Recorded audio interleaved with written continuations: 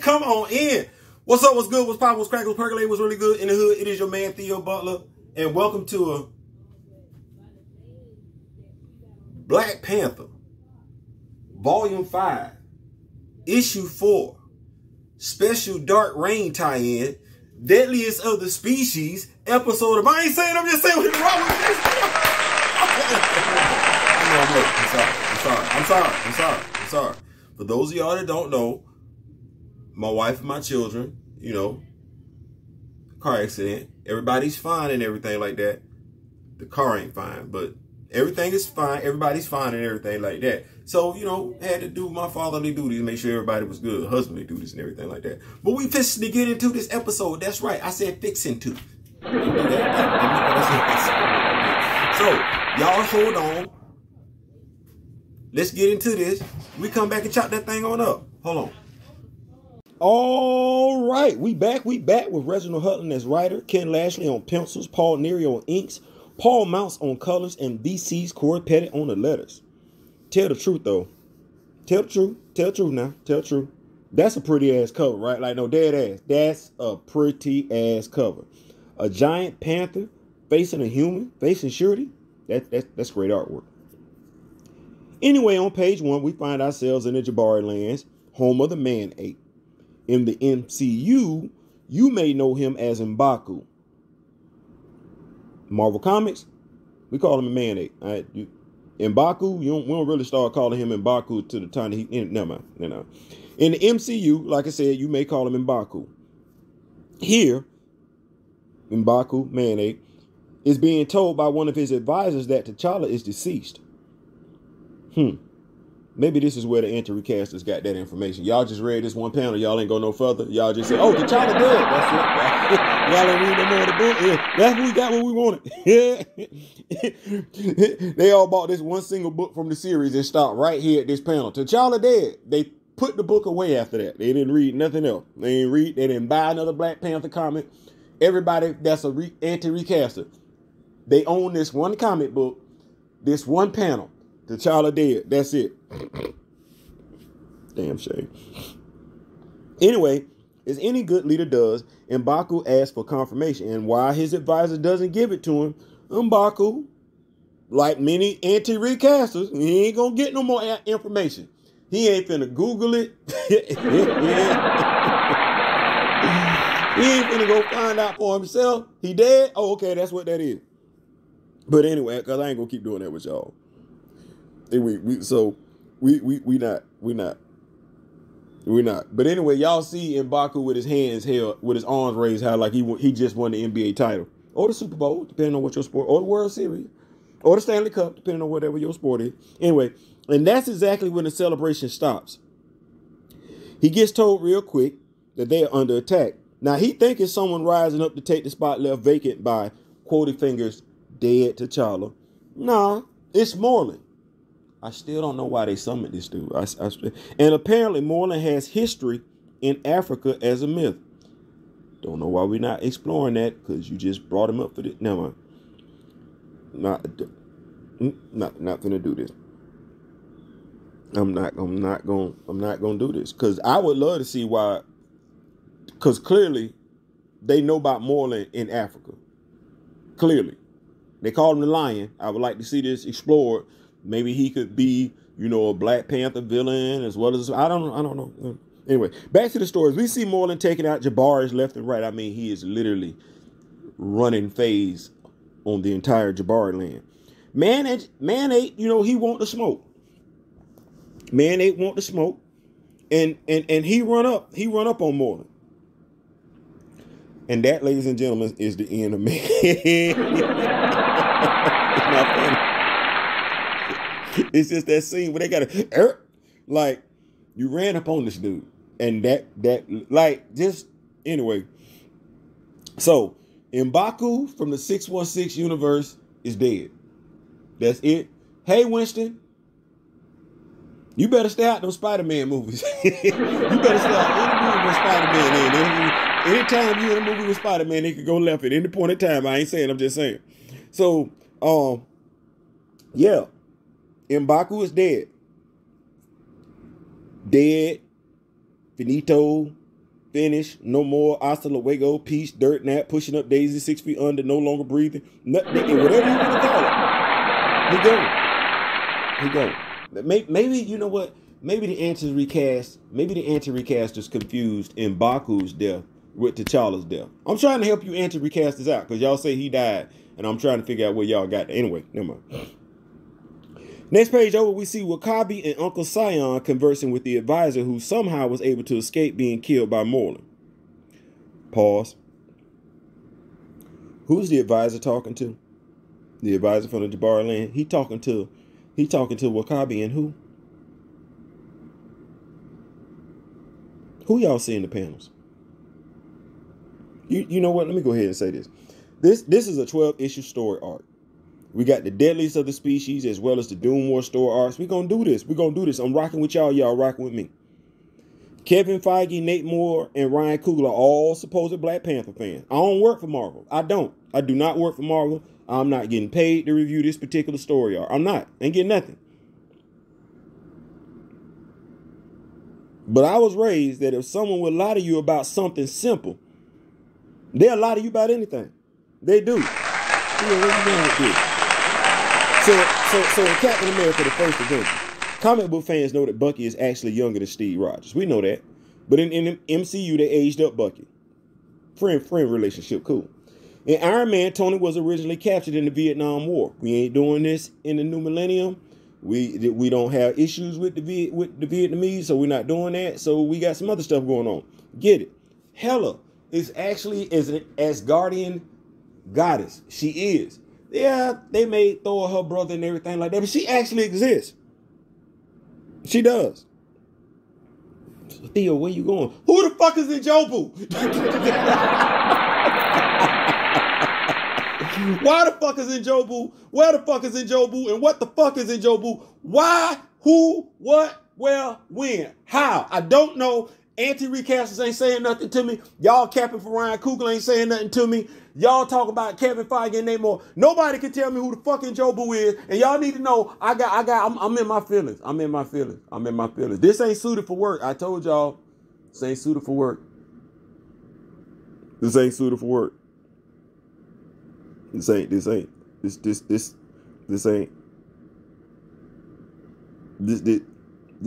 ain't suited for work. And why is Ryan Coogler telling us stories from Oakland?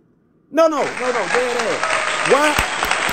If I look at the story that played out in Black Panther, that's Compton, California, Oakland, California. That ain't Wakanda. What is we?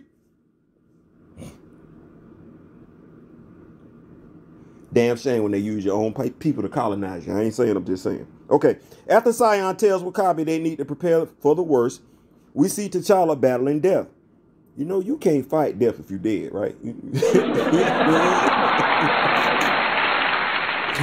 Anyway, see where Death tells him that she is inescapable. She wants him to give up so bad and succumb to his injury that she creates a rather convincing illusion of his father.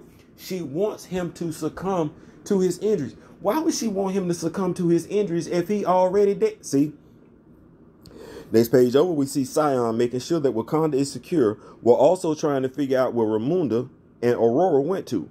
Once he realizes where they've gone, he wastes no time in getting there. And I mean, no time in getting there. I mean, he's like, he looking for him in one panel, the next panel he pull up. Like, you know what, my bad. I need to put some respect on Sion because they do refer to him as Sion the Fast. So I'm not finna do that. Anyway, Sion pulls up on Zaravar and he like, look, man, I ain't got time. Tell me where Ramunda and Aurora at before I tear this stuff up. Like, I ain't even finna do this with you. And Zaravar, like, you know, he know what Sion is capable of. Like, this Sion has been a Black Panther. I don't know who the hell N'Jobu is. I don't know N'Jobu's back history. I don't know where N'Jobu come from. I don't know who N'Jobu's daddy is. I know who Sion daddy is. I know who Sion brother is. I know what Sion did after his brother got killed. I don't know who N'Jobu is. Never mind. Y'all know I be getting in my feelings. Anyway, Zaravar steps to the side. Ramunda and Sion. See how we keep saying Sion? No N'Jobu. You know what? This is issue 4. Volume 5. You know what I ain't seen yet? I ain't read yet. I ain't came across yet. Issue 4, Volume 5, Deadliest of the Species. I ain't came across no damn Njobu. I ain't came across no damn Nakia. I ain't. And T'Challa ain't dead. So I'm trying to figure out. It's the reason why I'm doing this storyline. What's up with the DZ Diesel? Where in the hell did these damn rumors come from? No man. No man. No man.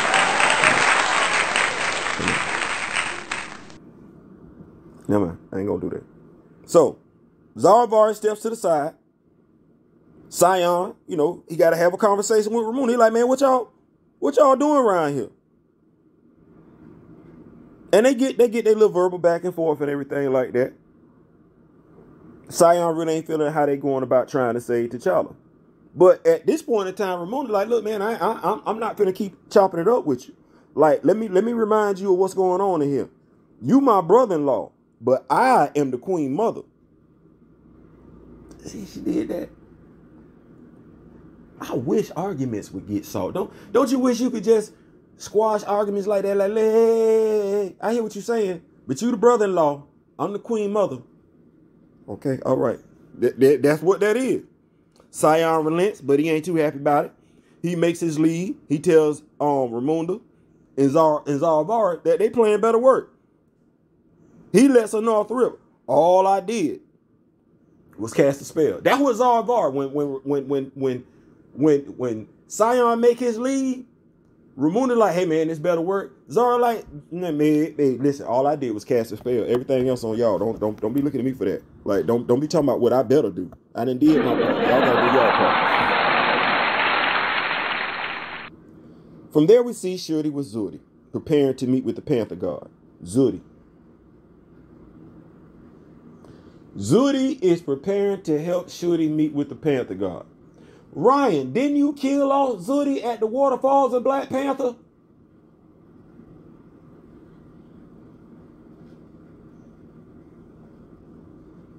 Y'all read these damn comics? Like, no, dead. Kevin, Ryan, Nate. Did y'all read these damn comics? Never mind. From there, we see Shuri with Zuri preparing to meet the Panther God. Many of you will get to meet her in Thor: Love and Thunder. No, I will not be attending as I am currently boycotting MCU movies and TV shows. I don't know what to tell y'all. I'm a man of conviction, and no, I have not watched Moon Knight, the last Disney Plus show I watched, Marvel Plus show, Hawkeye. I ain't seen nothing else. Anyhow, we see Sion pull up as Zuri gives Shuri some last minute information. You see that? Sion and Zuri. Sion, who didn't, I don't know why he wasn't in Black Panther. Zuri, who was killed in Black Panther. They are both talking to Shuri, who is getting ready to meet Bass. See how this go? See how this go? Do you see how this go?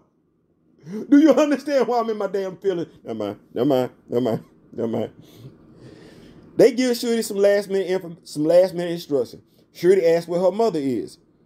This dialogue, when it comes to character development and performance, is pivotal to the character being portrayed in the right light.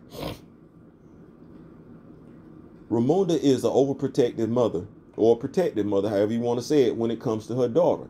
She only has one child. You know what? More often than not, mothers that only have one child, this is exactly how they act.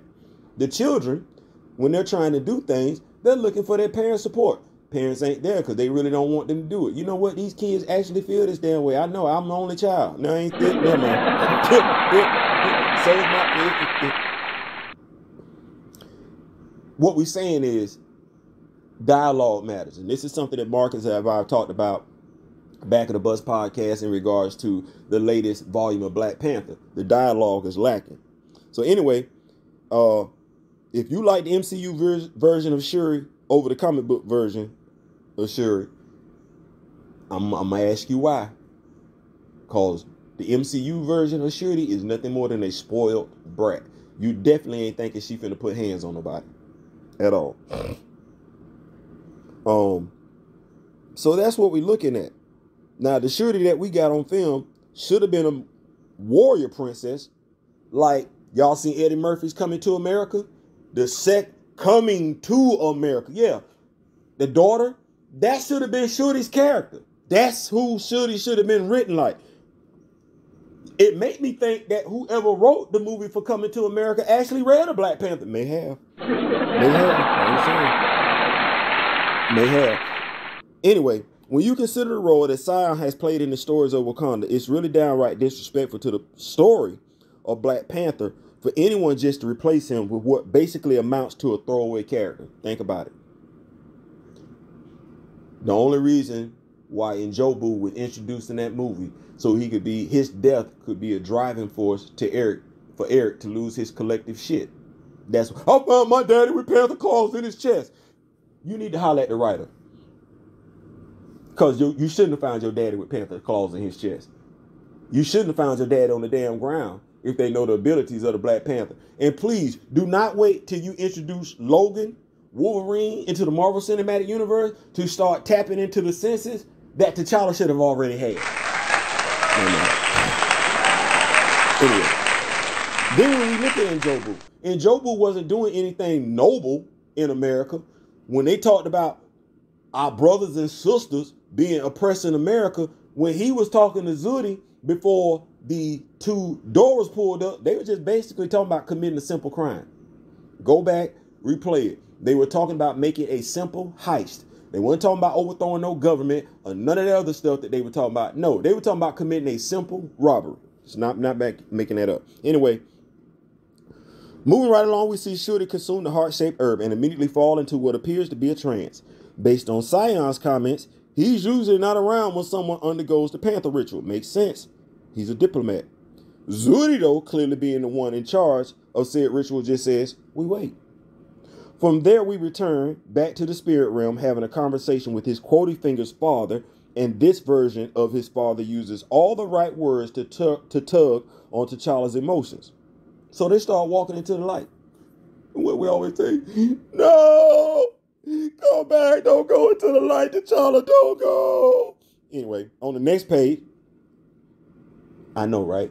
Right when we get caught up in a piece of in a particular part of the story, Reginald Hutland shifts us back to another. It's like, I like it, Reginald, but stop messing with my emotions like that. So we flip back to another part of the story. On the next page, Shuri finds herself in the realm of the Panther god, Baz. Admittedly, she startled at first, but wastes little time in letting it be known why she's there. She starts off fine, humble even, but from there it becomes about T'Challa and embracing her destiny as the Panther, because as far as Shuri's concerned, she was born to be the Black Panther. She's telling this to the Panther god, mind you. Yeah, I'm supposed to be the Black Panther. My time, my destiny. What's good? Let me get that. Give me what I need to protect my people. The fuck, who you talking? Who you talking to? Like, does anyone really think that's the way to talk to a god? Like, you ain't even supposed to be talking to your mom and daddy like that. You talking to, never mind. I'm thinking the more effective approach to any deity would be to say, I am here as your humble servant. Your people, my fellow Wakandans, are in need. Use me as you will to protect them. See, that's how I would have did it. That's how your boy Theo B would have did it. Should ain't do that. Y'all see how Bass looking at her? And once again, Mr. Hutland draws us in just to change directions as we find ourselves back in the spirit realm, where we have more dialogue between T'Challa and his quotey finger's father. And it's all going pretty good. And they walking toward the light. And I'm like, at this point in time, I'm like, either A, that's a long ass walk, or B, y'all walking awfully damn slow. Y'all should have been there by now. Either way, quotey fingers T'Challa is saying all the right things until he tells T'Challa it's time to give up the fight.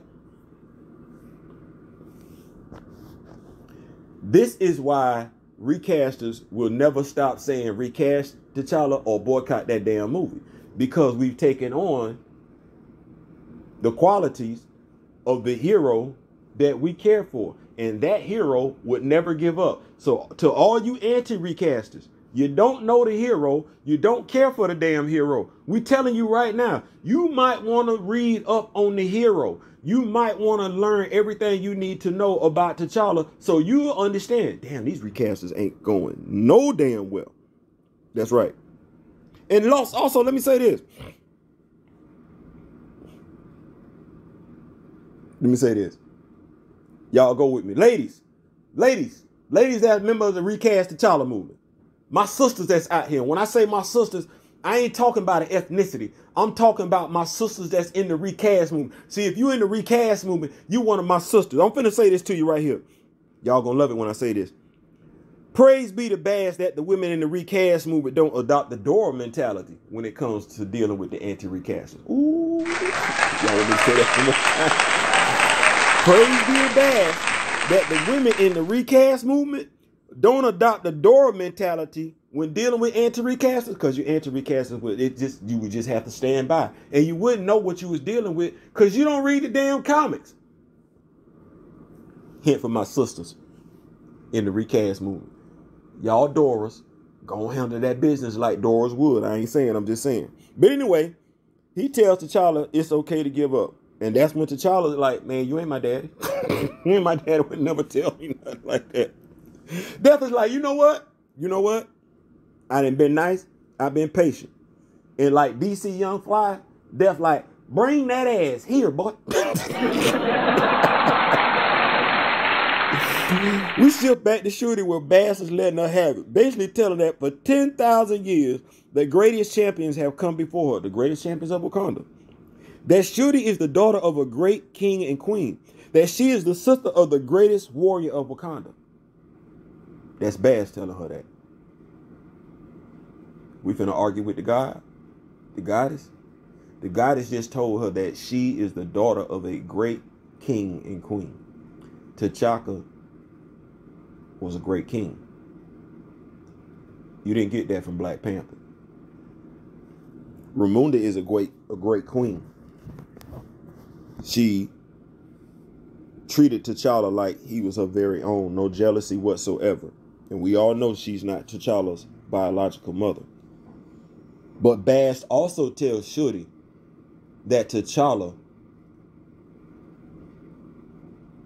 is their greatest warrior. Think about that for a second. Write that down, and we'll come back and visit it later on after this story arc has been completed. But mind you, this contradicts what Shuri thinks of herself. Shuri believes in her heart of hearts that she is supposed to be the Black Panther, that is her destiny, that she is the greatest warrior of Wakanda. That's not Shuri's destiny. Shuri has a destiny that's all her own. It has nothing to do with T'Challa.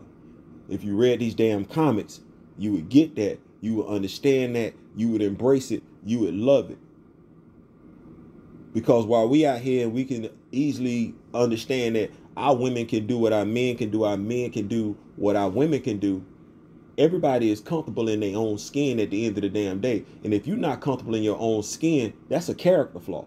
And Shuri is suffering from a character flaw at this particular point in time because she's not comfortable in her own skin. And as I go through the story arc of Deadliest of the Species and Doom War, you'll see how her character actually evolves. And that's what we're talking about. Shout out to Chillmonger. We're talking about representation. Real representation. We're talking about character arcs. We're talking about character development. That's what it's all about. Anyway. Essentially, Bass tells Shuri what any parent tells a child who busts in their room, demanding stuff, acting entitled. Bass essentially tells Shuri, you got a lot of damn nerve coming up in my room telling me what you need, what you deserve, and what you're supposed to have. If you don't get the hell up out my damn room, I mean, took my belt off and be sure. That's essentially what Bass tell her. If you don't get your ass up out my damn room telling me what you... And she sent up out the room. Get on up out of here before something bad happened to your ass. Telling me what you need. That's what she tell her. And if I think about my prayers, if you think about your prayers, if you believe in God, any God, you don't really tell them. You ask them. You humble when you talk to them. But back in the spirit realm, we see T'Challa fighting the means of death. And death is impressed that he is fighting so hard to live. You ever seen somebody in the coma and the doctor be like, they should have been dead? That's a fighter right there. I ain't the only one. Anyway. And what is this? Issue 4? What I say before? This issue 4? T'Challa still living. Shuri is on the way to becoming Black Panther. No Njobu and no Nakia. Damn. You know, to the anti-recasters, you know, if you got a lot to accomplish your goal, what does that say about you? Your integrity as a person. And if you can allow the comic book character, so let's give it up for T'Challa, though. He is literally not going out without a fight. Like if Fighting for Your Life had a picture beside it, this picture is it. This is it. You see it? Yeah. The only scene I can think that's worse than this one, or better than this one, is when Scorpion is facing off against the Minions of Hell in that Mortal Kombat cartoon on HBO Max. Y'all go check that out. It's a pretty good cartoon. Shameless plug. And to all these companies, y'all gonna start paying me at some point for mentioning y'all and everything like that. Y'all don't like the voice? I like the voice. I think the voice kind of sexy. Anyway, back to that story. It's looking bad for T'Challa because it's basically a numbers game. Like y'all see all these, yeah, it's a lot going on. But right when death is about to glow, guess who shows up to come get her man? Guess who show up to come get her man? Guess who shows up to come get her man? See that, fellas? This is what you need in your life right here. She can have a fat ass, but if she ain't willing to come to hell, come to fight death, to come get you, I got me one of them. You need to get you one of them. Get you one of them that's prepared to come to hell to come get you, come to the spirit realm to come get you, willing to put hands on death to come get you. That's the type of lady you need in your life. I ain't saying I'm saying. Listen, hold on for a second. Yeah, y'all check that out. We back. Y'all see it? Man, listen. That dude fighting for his life, ain't he? Fighting for his life. Can't be dead fighting for your life. So clearly he ain't dead in this issue. Shuri is trying to become Black Panther and everything like that. So let me see if I got this right. Just summary. T'Challa's in the spirit realm, fighting for his life. Aurora is in the spirit realm too. Clearly she ain't dead. See how see how that go? Oh Lord. Anyway, Shuri is in the Panther realm, getting her ass chewed out by Bass for her badass attitude. Like, who the hell you come in here talking about what you won't give you what? They don't tell me to give you something. And while that's going on, we have Zuri and Sion, Uncle Sion, waiting for, Shuri to get done what she doing. While that's going on, while everybody's doing that, we have Queen Ramonda and Zawabari. How y'all can pronounce Shishevsky but can't pronounce these names with these vowels? Y'all can pronounce a whole bunch of syllables, a whole bunch of consonants put together, but have problems with, anyway, never mind. So we have Zawabari and Ramonda watching over Storm, who is in the spirit realm. See how that go? Yeah. So we're going to come back, though. I'm trying to crank these things out. Y'all hit me up in the comment section. Let me know how you liked it and everything like that. And I think I got one more video to drop today. Special Chadwick Boseman video. I ain't saying, I'm just saying. Peace. Hit that, man. If y'all don't hit that like, share, subscribe button, don't do that. I was about to go. No, share the video. Share the video. I ain't saying, I'm just saying. Peace.